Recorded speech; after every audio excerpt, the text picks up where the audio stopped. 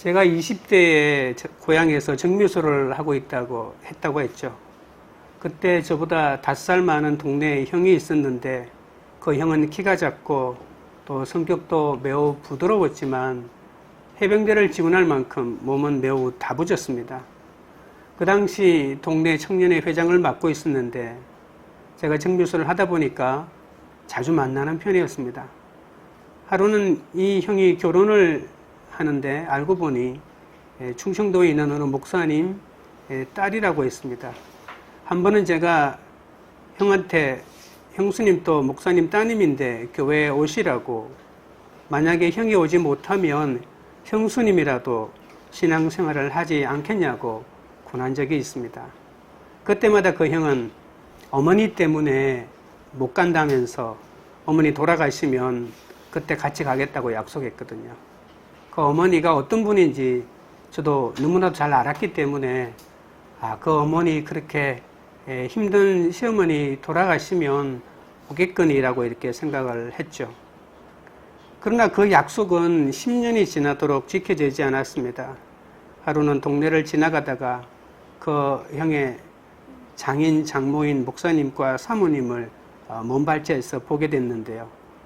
시골에서 보기 드물게 2층 집을 짓고 큰 집에서 살고 있었지만 딸을 보러 온 그 부모님의 표정이 그렇게 밝아 보이지는 않았습니다.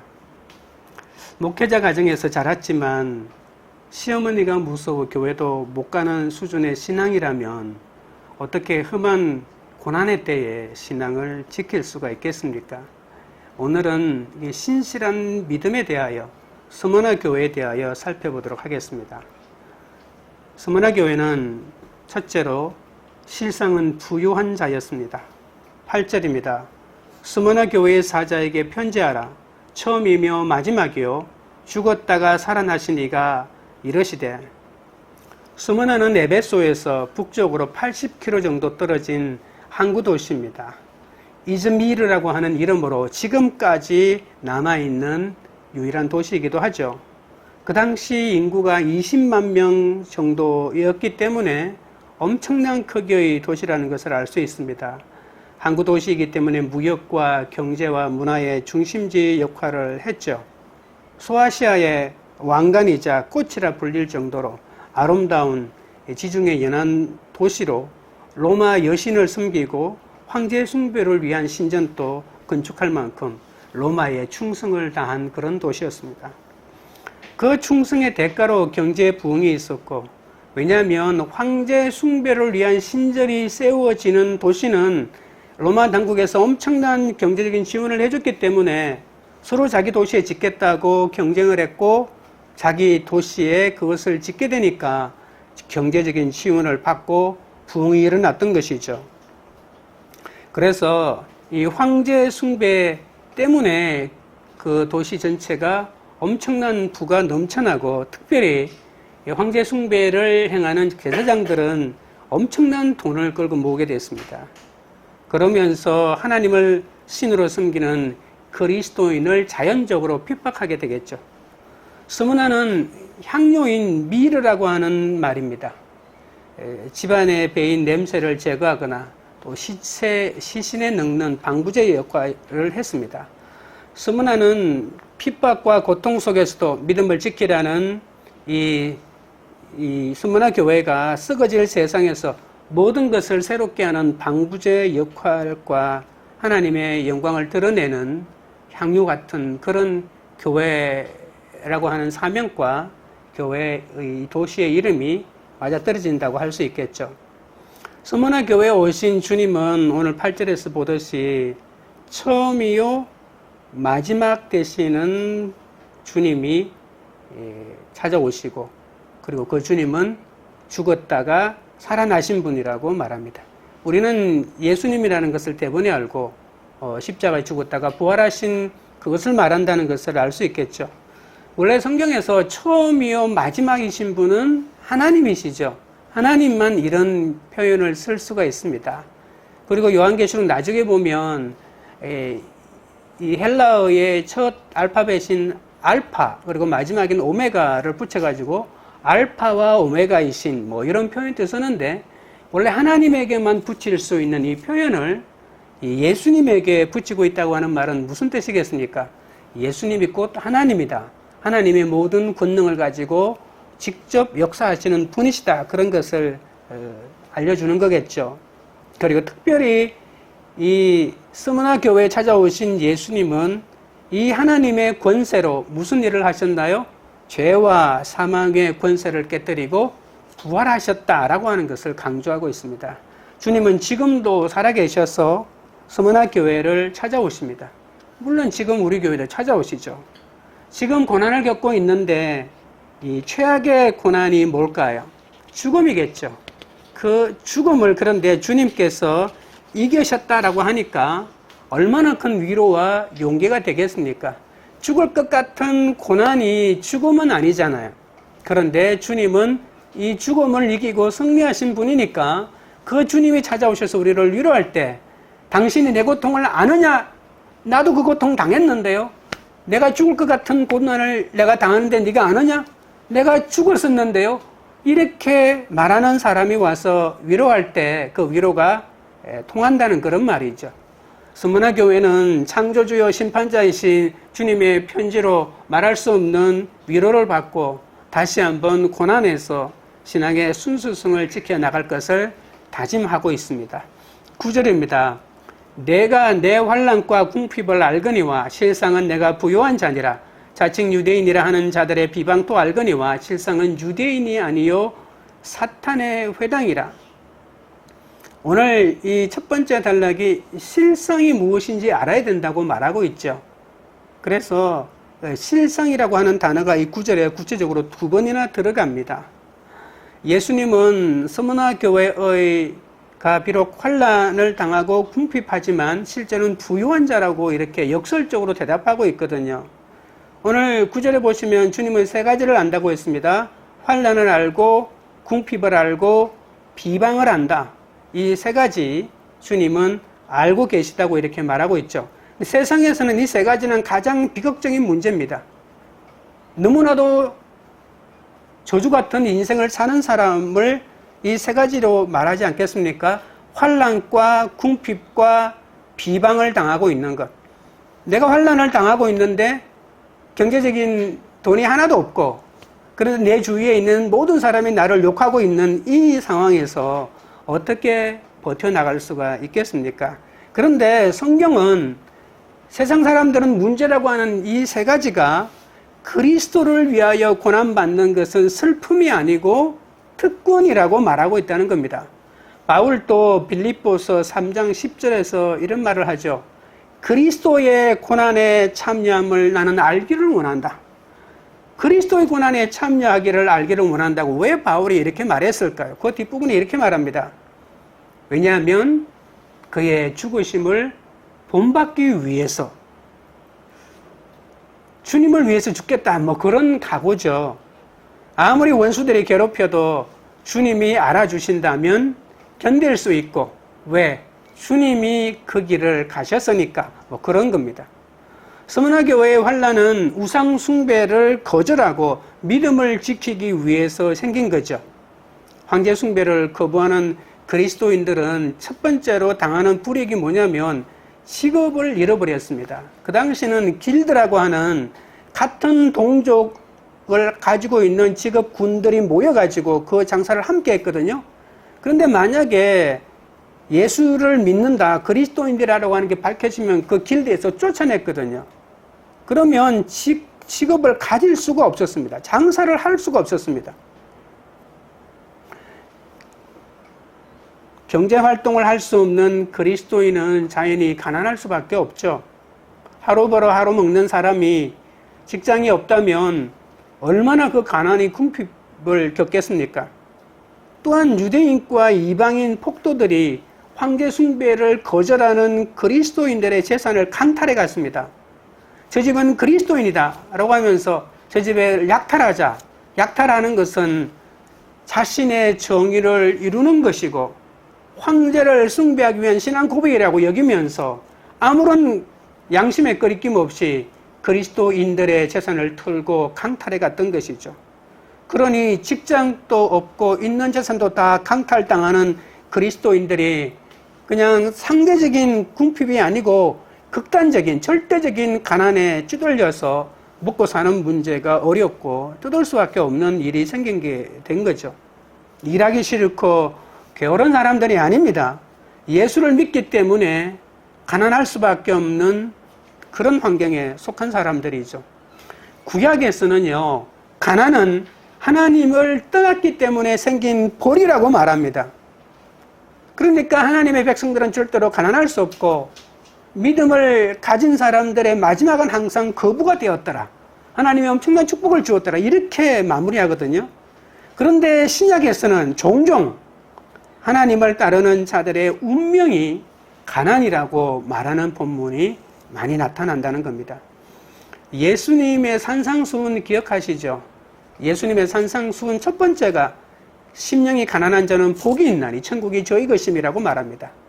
산상수훈이 산은 아니지만 이 평지에서 가르친 누가복음에도 나오는데요. 누가복음은 그냥 심령이란 말을 빼고 가난한 자는 복이 있나니 천국이 저희 것입니다. 이렇게 바로 말하고 있기도 합니다.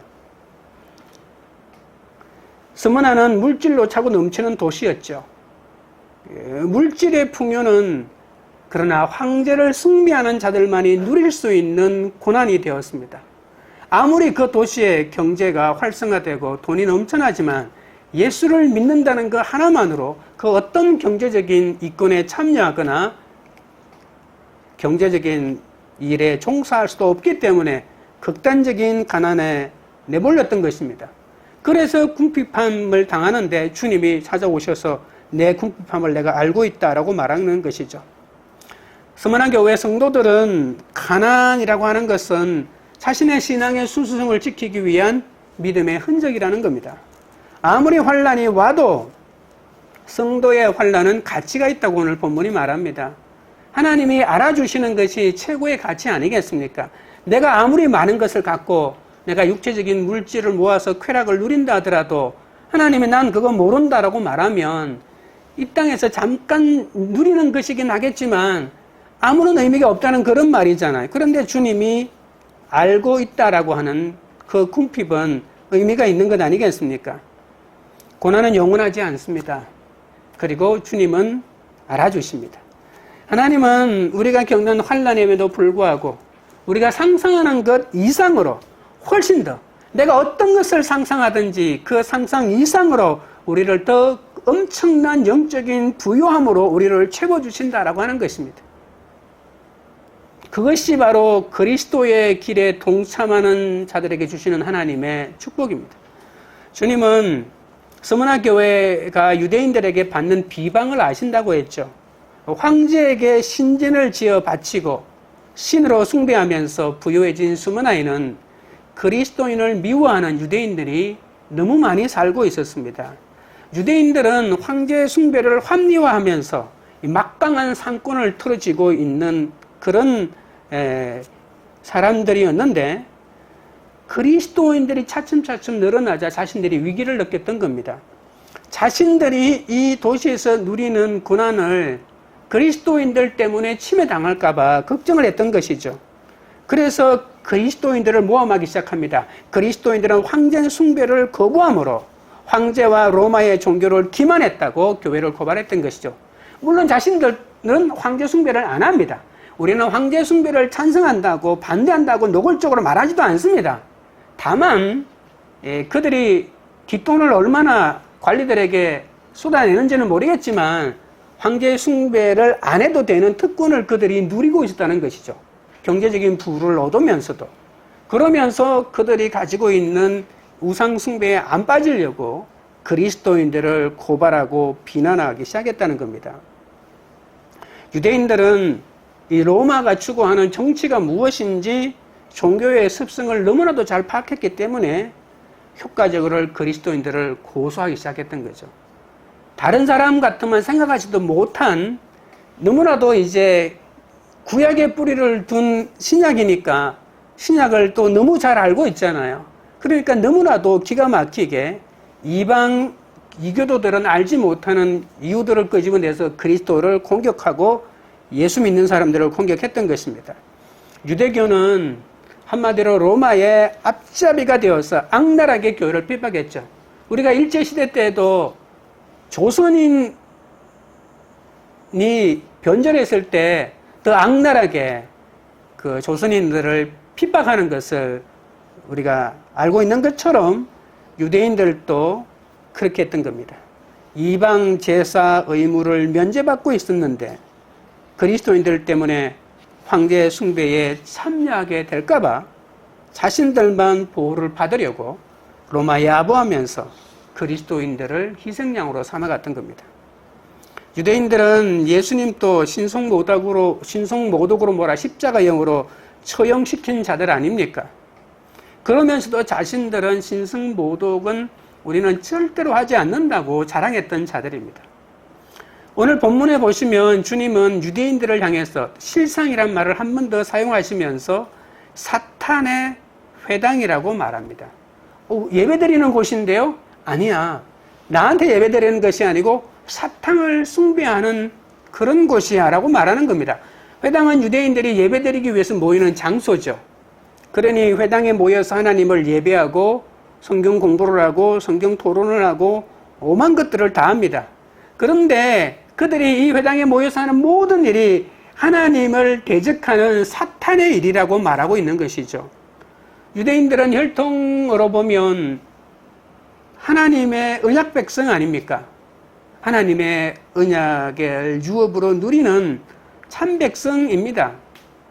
그런데 오늘 본문에서 그들은 사탄의 종로로 타지 내 백성 아니다라고 주님이 말하고 있는 것입니다. 왜냐하면 그들은 로마 법정에 나가서 스무나 교회 교인들을 법적으로 조치해달라고 끊임없이 선동하면서 핍박하고 있기 때문입니다. 그들은 하나님의 참 백성이라고 자랑하고 있지만 실상은 하나님의 백성이 아닌 교회를 반대하는 사탄의 도구에 불과합니다. 미움과 중상모략이 가득 찬 악랄한 반대자일 뿐인 것이죠. 진정한 하나님의 백성이라면 하나님의 백성을 비방하지 않겠죠. 몸에 할례만 행한다고 참 유대인이 아니라고 바울이 말한 적이 있지 않습니까? 그러면서 할례는 마음에 해야 된다고. 표면적 유대인이 아니요. 이면적 내 속에 할례를 받는 것이 참된 유대인의 표시다라고 이렇게 말한 적이 있습니다. 여러분은 예수님을 믿기 위해서 직업을 포기하고 예배드리기 위해서 궁핍한 생활을 해야 한다면 과감하게 선택할 수가 있겠습니까?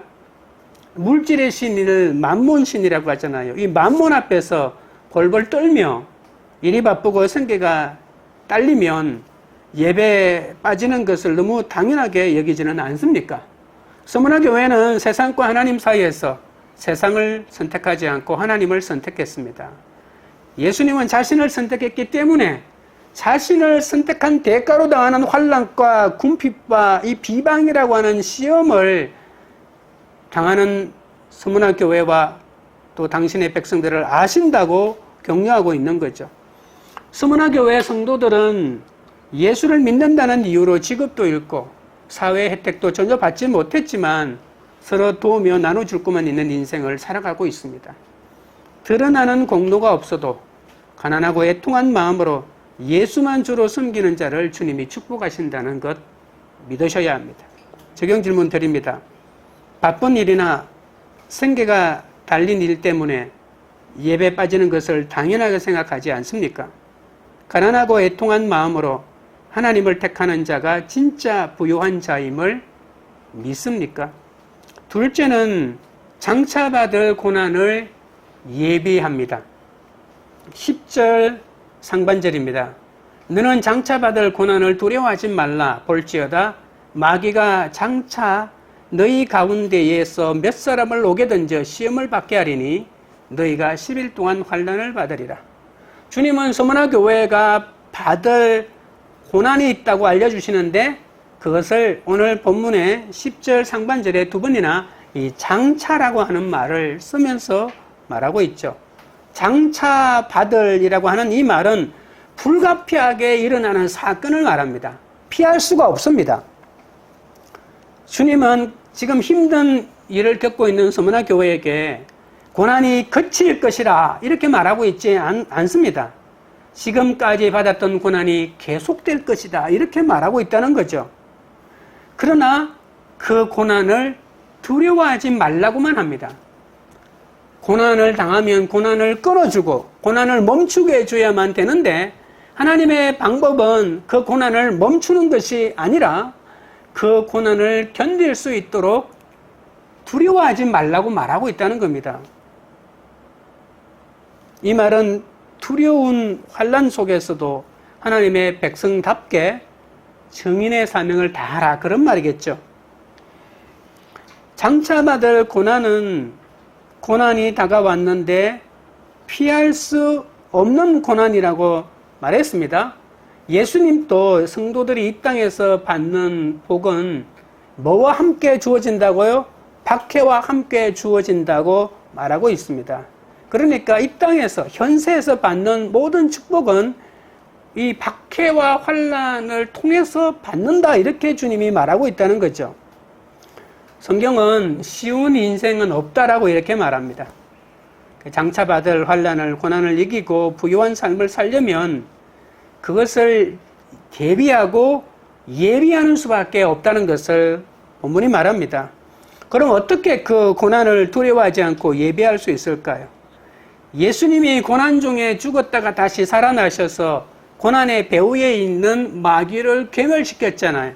우리는 이 영적인 실체를 알게 된다면 이 고난이 머지않아 그칠 것이라는 것을 알고 있습니다.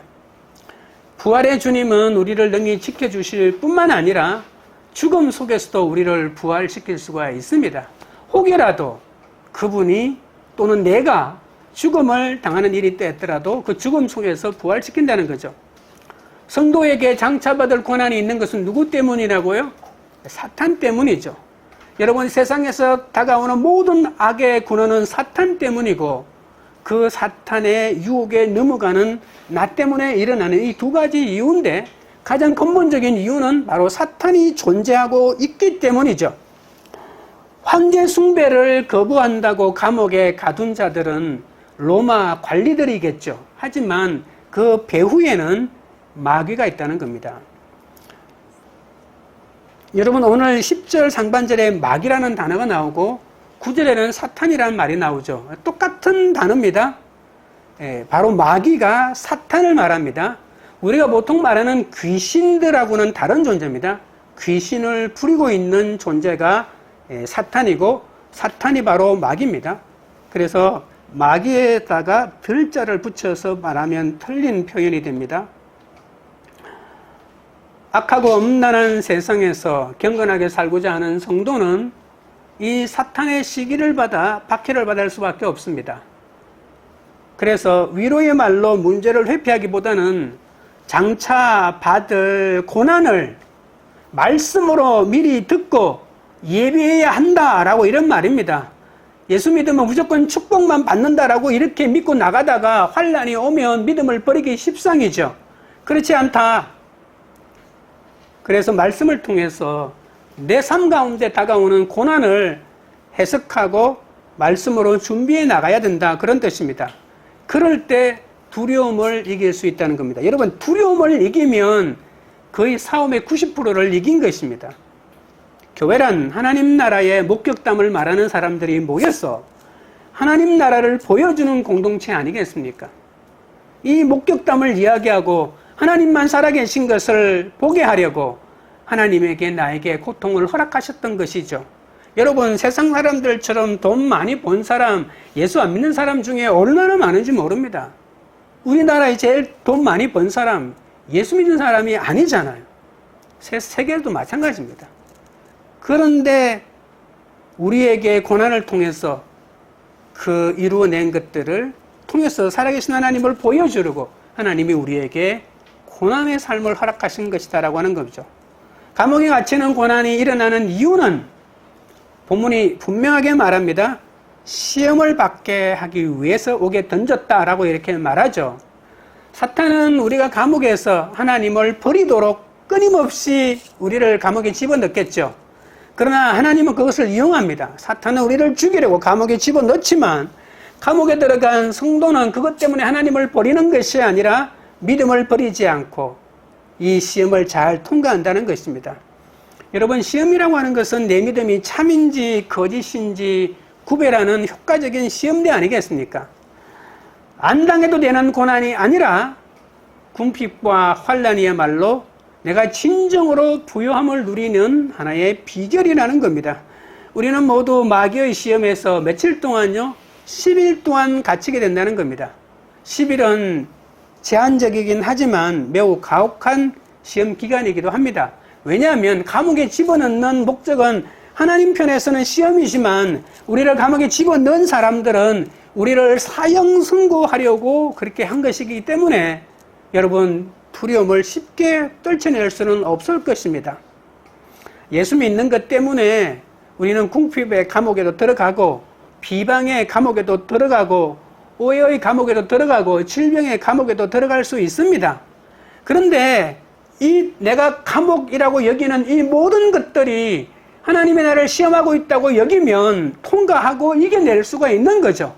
안 해도 되는, 재수가 없었어. 사람 잘못 만났어.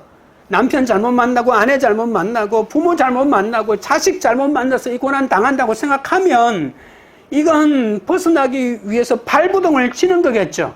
믿음이 작동할 리가 없는 겁니다. 그러나 내 의지가 아니라고 생각하십시오.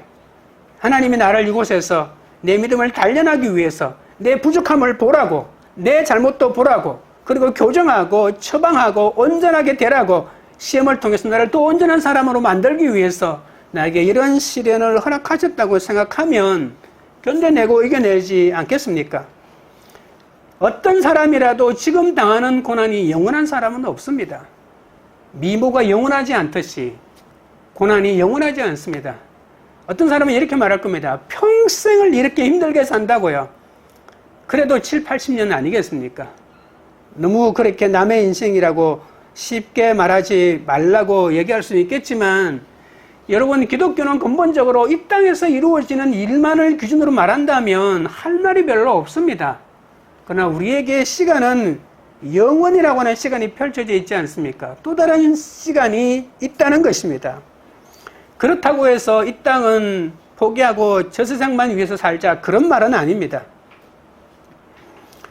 여러분, 아무리 악랄한 로마가 핍박해도 2000년 동안 빛나는 서문화 교회에 비하면 10일에 불과하지 않았습니까? 역사가 증명하지 않습니까? 다니엘과 세 친구들 여러분 기억하시죠? 우상에게 바친 재물을 먹을 수 없다라고 이렇게 말하면서 느부갓네살 왕과 함께 할 식사 자리를 거부한 소년들의 이야기를 여러분 기억하실 겁니다. 그래서 다니엘과 세 친구들은 10일 동안 채식과 물만 먹고 나머지 청년들은 왕의 산의 진미를 먹고 난 다음에 얼굴빛을 10일 후에 비교하는 장면이 나옵니다. 서문화 교회 공동체도 열흘 동안 주어진 환난을 통해 신학의 순수성을 증명해 보였습니다. 여러분, 나에게, 여러분에게 주어진 10일 동안의 시험은 반드시 끝나는 기간이기도 하지만 그 가운데에서 믿음을 지키십시오. 고기 먹고 싶은 특권을 나는 빼앗겼다고 울부짖을 것이 아니라 얼굴빛을 보라는 겁니다. 어떤 사람이 더 인생을 의미 있게, 행복하게, 가치 있게 살아내는지 보라는 겁니다. 하나님은 각자의 감옥에서 나오지 말고 그곳에서 순종하기를 원하십니다. 내가 지금 어떤 감옥에 던져져 있어도 영원한 천국에 비하면 10일밖에 되지 않음을 알 때 우리는 진정한 평화를 누릴 수 있지 않겠습니까? 10일의 환난도 하나님의 손 안에 있습니다. 나의 감옥에서 말씀을 따라 순종하면 그곳에서도 천국을 누릴 수 있다는 겁니다. 적용 질문 드립니다. 내가 아무리 환난과 고난과 핍박 가운데 있어도 이 땅에서의 고통은 단지 10일에 불과하다는 사실을 알고서 그곳에서 순종하기로 결단하십니까?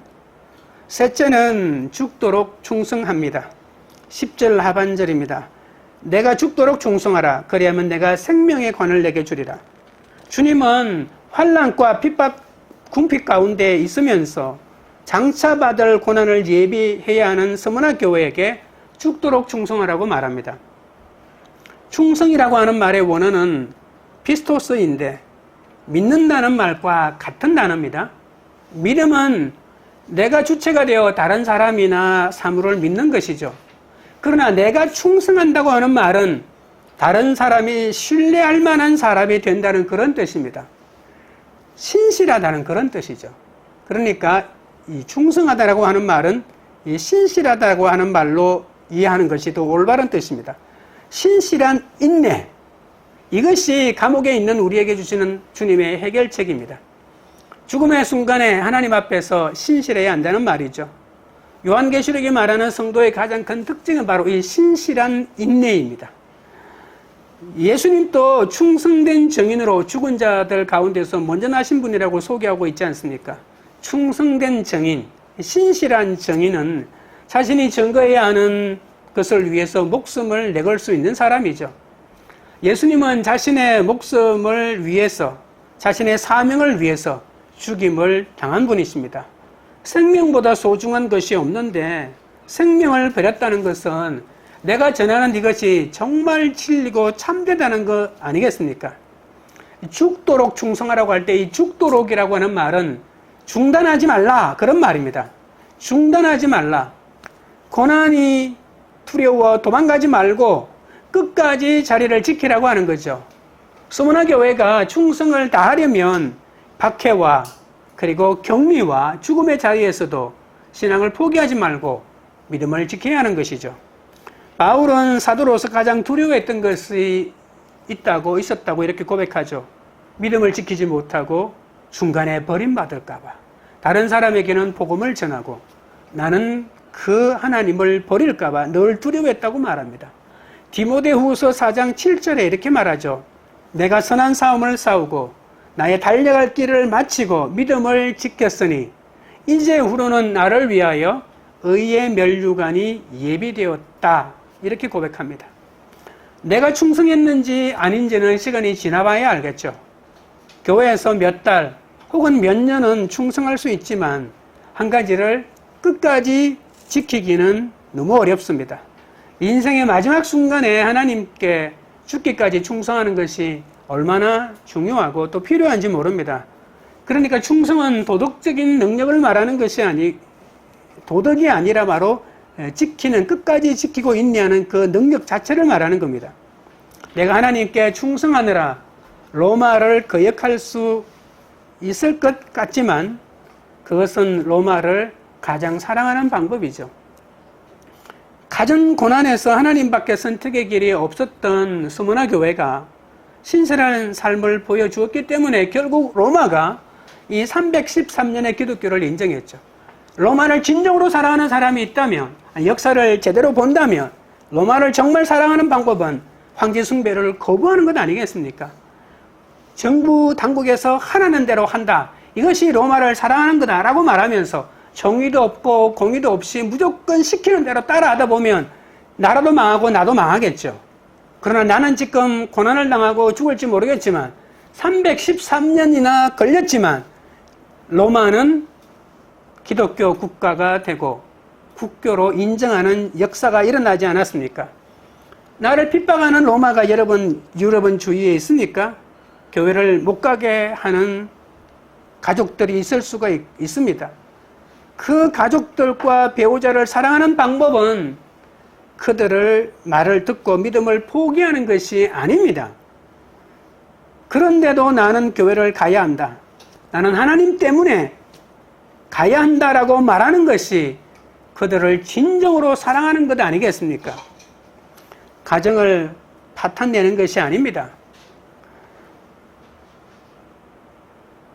내 인생의 주인이, 내가 경배하는 대상이 하나님이라는 것을 보여주기 위해서 내가 손해볼 때 도리어 그들을 살릴 수 있다는 거죠. 예인이 결혼식 때 온 두 장로 가운데 키가 조금 작은 장로가 있습니다. 시골교회 출신 가운데 그 장로가 두 사람이 있는데요. 그 어머니가 얼마나 무서운 분인지 모릅니다. 눈도 엄청 크고요. 그래서 시골에서 일만 하신 분이기 때문에 엄청나게 힘도 셉니다. 근데 이 친구가 주일날 교회 나와서 주일학교를 섬기고 있는데 그 어머니가 그 내보다 4살 작은 그 장로를 잡으러 왔더라고요. 그리고 교회 바로 입구, 교회 그러니까 바깥 대문 말고 교회 성전으로 들어가는 그 신발 벗는 거기에서 자기 아들을 멱살을 잡더만 뺨을 이렇게 있는 힘으로 이렇게 때렸습니다. 그러면서 욕을 하면서 가자고 하는데 그 장로는 그래도 안 간다고 하더라고요. 그리고 나중에 보자고 하면서 막 킥킥거리고 돌아갔는데 그 장면은 아직도 기억이 납니다. 그 친구는 그렇게 믿음을 끝까지 지켰기 때문에 뭐 지금 장로가 됐다고 해서 대단한 것은 아니겠지만 믿음을 끝까지 신실하게 지금까지 지켜오고 있는 모습을 봅니다. 그 당시에는요, 부모한테 뺨 한 번 맞는 게 뭐 대수냐고 하겠지만 저는 바로 30cm 앞에서 봤기 때문에 그 눈이 얼마나 무서웠던지, 저분이 우리 엄마라면 내가 도망가지 않았을까, 그 정도로 막 무서웠던 순간이었습니다. 주후 156년에 큰 박해가 일어났는데, 주후 156년이라면 요한계시록을 기록하고 난 다음에 한 50년, 60년 지난 다음에 이 스무나 교회의 그때 당시 담임 목사님 감독이었던 이 폴리캅이라는 사람이 있었습니다. 86세의 나이였는데요. 그때 당시 로마 군인들에게 원형극장으로 끌려가게 되었습니다. 총독이 가이사의 이름으로 맹세하고 그리스도를 욕하면 너를 살려주겠다고 회유합니다. 그때 폴리캅은 저는 86년간 주님을 섬겼지만 그분은 한 번도 나에게 나쁜 일을 하시지 않았습니다. 그런데 어떻게 제가 그 구원의 왕이신 그분을 욕할 수가 있겠습니까? 라고 말합니다. 폴리캅이 무릎을 꿇지 않자 총독은 내가 마음을 바꾸지 않으면 저 어리렁거리는 맹수들의 너를 덮치게 할 것이다. 그렇게 협박합니다. 그 맹수들의 표효 속에서 폴리캅이 말하죠. 야수들을 부르십시오. 피에 굶주린 잔혹한 로마인들의 고함이, 원형극장에 수많은 사람이 그 사람의 죽음을 보고 벌벌 떨고 맹수한테 쫓겨 도망간 것을 보고 쾌감을 느끼기 위해서 수많은 사람이 몰려 있지 않습니까? 고함을 지르면서 죽여라고 고통을 치고 있을 때 총독이 다시 말합니다. 마음을 바꾸지 않는다면 너를 불에 태워 죽이겠다. 그때 폴리캅이 말합니다. 당신은 잠시 타다 사라질 불을 가지고 위협합니다. 그런데 당신은 악한 자들을 위해서 예비된 다가오는 심판과 영원한 불을 알지 못하고 있습니다. 왜 지체하십니까? 오십시오. 당신이 원하는 것을 하십시오라고 이렇게 소리치릅니다. 병사들이 폴리캅을 장작더미 위에 기둥 위에 묶고 폴리캅이 하늘을 우러러보면서 큰 소리로 기도하기 시작합니다. 그러니까 폴리캅을 장작더미 위에 묶고 올리고 불을 당기기 직전이죠. 그때 폴리캅이 이렇게 말합니다. 오늘 이 시간 성령 안에서 영과 육이 영원한 생명의 부활을 얻고 그리스도 잔 안에서 순교자의 영광을 주셔서 감사합니다. 속이지 않고 진실하신 신실하신 하나님께서 예비한다고 말씀하시고 계시하시고 또 성취하신 대로 이제 받으실 만한 제물로 저를 받아주십시오라고 기도합니다. 폴리캅의 기도가 끝났을 때 사람들은 맹렬히 타오르는 불꽃 속으로 기둥에 묶인 폴리캅을 집어 던지는데 놀랍게도 머리털 하나도 타지 않는 기적이 일어나거든요. 그래서 불이 폴리캅의 주위에 마치 아치 형태를 이렇게 감싸고 있으면서 순교자를 지키는 모습을 보게 됩니다. 그래서 불로는 폴리캅을 처형할 수 없음을 알고 그 사형 집행관이 칼을 들어 폴리캅을 그 자리에서 몸을 난자합니다. 그때 폴리캅의 몸에서 뿜어져 나오는 피가 주위에 있는 모든 불을 태웠다고 하는 말이 있습니다. 여러분, 폴리캅은 그렇게 순교를 당했지만 폴리캅의 죽음은 실패가 아닙니다. 그는 죽음 앞에서 하나님이 어떤 분이신지, 하나님을 믿는다는 것이 무엇을 말하는 것인지 증명하지 않았습니까? 고난이야말로 참된 교회의 보증 수표입니다. 고난 중에서 살려고 몸부림치지 말고 두려움 없이 죽기로 작정하면 나를 핍박하는 세력까지도 하나님이 구원하신다는 거죠. 그러나 바울이 스데반의 죽음을 당연하게 여긴 것처럼 폴리카베의 순교를 보고도 로마는 회개하지 않고 그의 죽음을 마땅히 여겼죠. 여러분, 내 고난을 마땅히 여기고 돌이키지 않는 사울 같은 내 식구들, 내 친구들이 주위에 있습니다.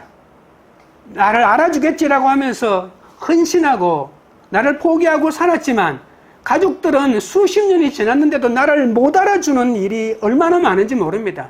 폴리카베이 죽었을 때 주위에 있는 사람들이 무릎을 꿇고 내가 죄인입니다 이렇게 말 안 했습니다. 더 기시등등하여 폴리카베이 죽는 것을 무용담으로 얘기했거든요.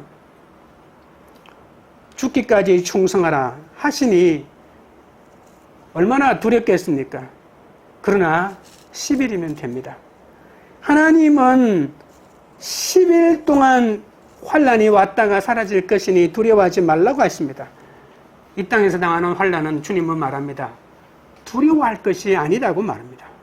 주님에 대한 신실하신 믿음은 인내하는 유일한 비결이기 때문에 인내하기 위해서 이 믿음을 끊임없이 고백하시기 바랍니다. 11절입니다.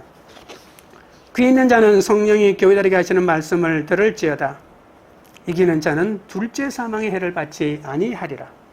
부모에게 우리에게 필요한 것은 확실한 신앙 고백입니다. 이기는 자는 둘째 사망의 해를 받지 않는다고 말했잖아요. 첫째 사망은 우리의 영혼과 육신이 분리되는 것이라면 둘째 사망은 영혼이 하나님과 영원히 분리되는 것을 말합니다. 주님은 처방대로 하면 약속도 반드시 주신다고 하십니다.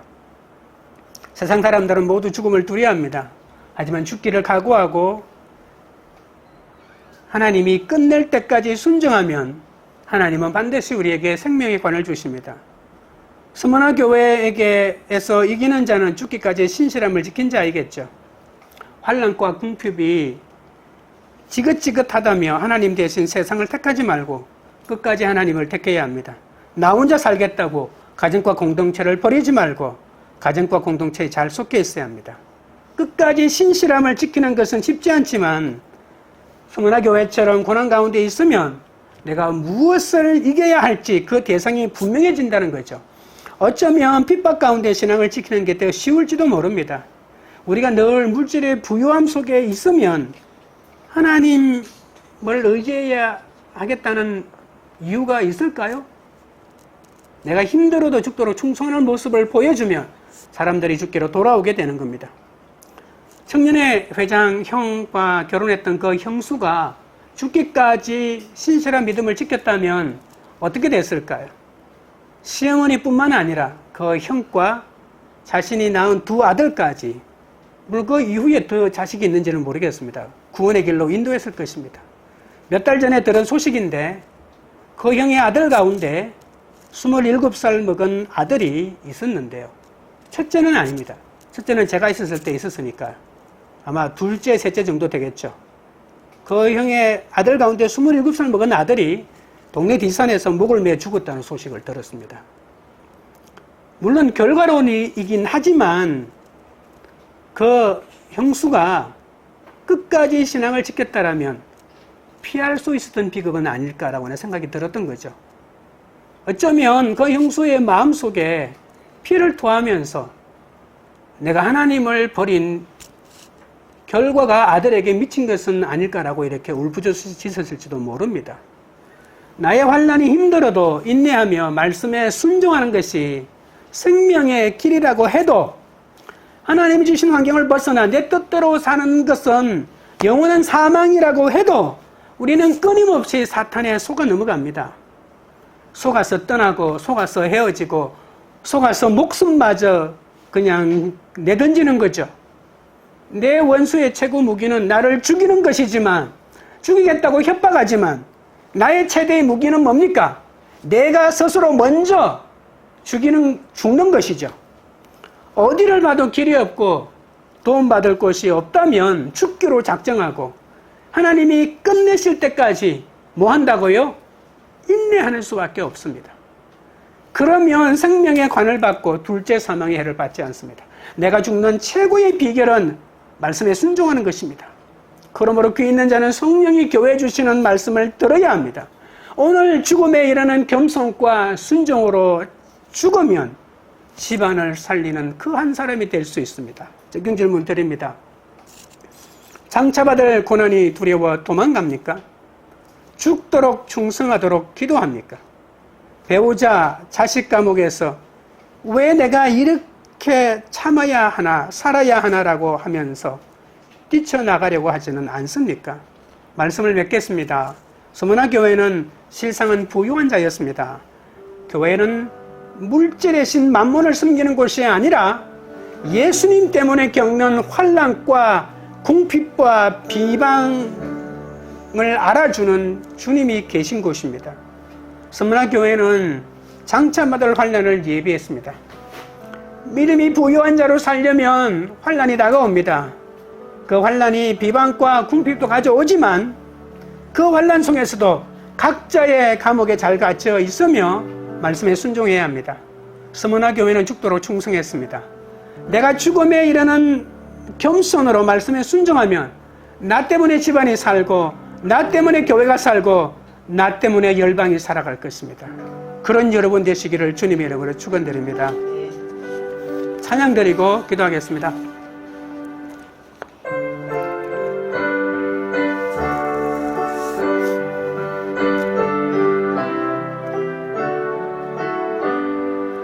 환난과 핍박 중에도 성도는 신앙 지켰네. 이 신앙 생각할 때에 기쁨이 충만하도다. 성도의 신앙 따라서 죽도록 충성하겠네. 옥중에 매인 성도나 양심은 자유 얻었네. 우리도 고난 받으며 죽어도 영광 되도다. 성도의 신앙 따라서 죽도록 충성하겠네. 성도의 신앙 본받아 원수도 사랑하겠네. 인자한 노노 행실로 이 신앙 전파하리라. 성도의 신앙 따라서 죽도록 충성하겠네. 성도의 신앙 따라서 죽도록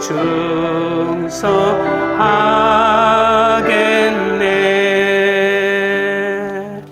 아멘. 우리가 기도하실 때 바쁜 일이나 성계가 달린 일 때문에 예배 빠지는 것을 당연하게 생각하지 않고 하나님 때문에 받는 환난과 궁핍과 비방을 당해도 실상은 부유한 자임을 알게 달라고 기도하겠습니다. 가정에서 직장에서 아무리 환난과 핍박 가운데 있어도 10일 동안 감옥에 갇혀 있으면서 죽도록 순종하게 해달라고 내 힘으로는 할 수 없으니 도와달라고 기도하겠습니다. 장차받을 고난이 두려워 도망가지 않고 죽도록 충성할 수 있도록 도와달라고 배우자, 자식 감옥에서 뛰쳐나가지 않고 잘 견뎌내므로 나도 구원받고 가족도 살리게 해달라고 주여 세 번 부른 다음에 기도하겠습니다. 주여, 주여, 주여. 거룩하신 하나님 아버지여, 바쁜 일이라 생계가 달린 일 때문에 예배 빠지는 것을 당연하게 생각하지 않게 하여 주옵소서. 하나님 때문에 받는 환난, 하나님 때문에 받는 궁핍과 비방을 당해도 아버지 하나님, 내가 실상은 부유한 자임을 깨닫게 하여 주시옵소서. 가정에서 직장에서 아무리 환난과 핍박 가운데 있어도 아버지 하나님이여 10일 동안 이 감옥에 잘 갇혀있게 하여 주시고 아버지 하나님 그곳에서 인내하며 순종하게 하여 주시옵기 내 힘으로는 할 수 없사오니 성령이여 도와주시고 붙들어 주시옵소서. 장차받을 고난이 아무리 두려워도 도망가지 않게 하여 주시고 죽기까지 신실하게 인내하게 하여 주시옵소서. 배우자 감옥, 자식 감옥에 갇혀 있어도 뛰쳐나가지 않고 잘 견뎌내므로 생명의 관을 이어받을 수 있도록 아버지 하나님 역사하시고 인도하시고 붙잡아 주시옵소서. 하나님 아버지, 수문학 교회는 예수를 믿는다는 이유로 직업도 잃고 사회적 혜택도 전혀 받지 못했지만 서로 도우면서 나눠줄 것만 있는 인생을 살았습니다. 그러나 저는 환난과 궁핍 가운데 주님을 의지하지 못하고 두려움 속에 사로잡혀 있사오니 불쌍히 여겨 주시옵소서. 장차받을 고난을 말씀과 기도로 예비하는 은혜를 허락하여 주시옵소서. 궁핍과 환난이 세상은 부유해 주는 비결임을 깨닫게 하옵소서. 위로의 말만 드리려고 하지 않게 하시고 장차받을 고난의 말도 두려워하지 않게 하시고 어떤 감옥에 갇혀 있다고 해도 영원한 천국에 비해 10일밖에 되지 않고 그것도 주님의 손안에 있음을 알고 말씀을 따라 순종하게 하여 주시옵소서. 감옥에서도 천국을 누리게 하여 주시옵소서. 죽도록 충성하여 생명의 관을 얻고 둘째 사망의 해를 받지 않도록 도와주옵소서. 장차받을 고난이 두려워 도망가지 않게 하시고 죽도록 충성하도록 붙들어 주시옵소서. 죽도록 충성하기 위해 오늘 우리의 자아가 죽어지는 적용을 하도록 도와주옵소서. 각자의 가정에서 구원을 위하여 썩어지는 미랄이 되기 원합니다. 성령이 우리에게 주시는 말씀을 새겨들을 수 있도록 은혜를 베풀어 주옵소서. 생명의 관을 머리에 쓰고 죽도록 충성하며 가족뿐 아니라 수많은 사람을 주님께로 이끄는 그 한 사람이 되도록 붙들어 주옵소서. 광교리들 교회가 예수를 믿는다는 이유로 겪게 될 환난과 궁핍에 오히려 감사하는 공동체가 되게 하옵소서. 가난하고 애통한 마음으로 세상이 아닌 하나님을 택하여 실생한 부유한 자임을 믿기 때문에 어떤 환난 가운데서도 장차받을 고난을 예비하는 공동체가 되게 하옵소서. 각자의 부르심 받은 은사대로 가정과 공동체의 덕을 세우고 유익을 위하여 쓰임받는 그런 한 사람 한 사람이 되도록 역사하여 주시옵소서. 예수 그리스도 이름으로 기도드리옵나이다. 아멘.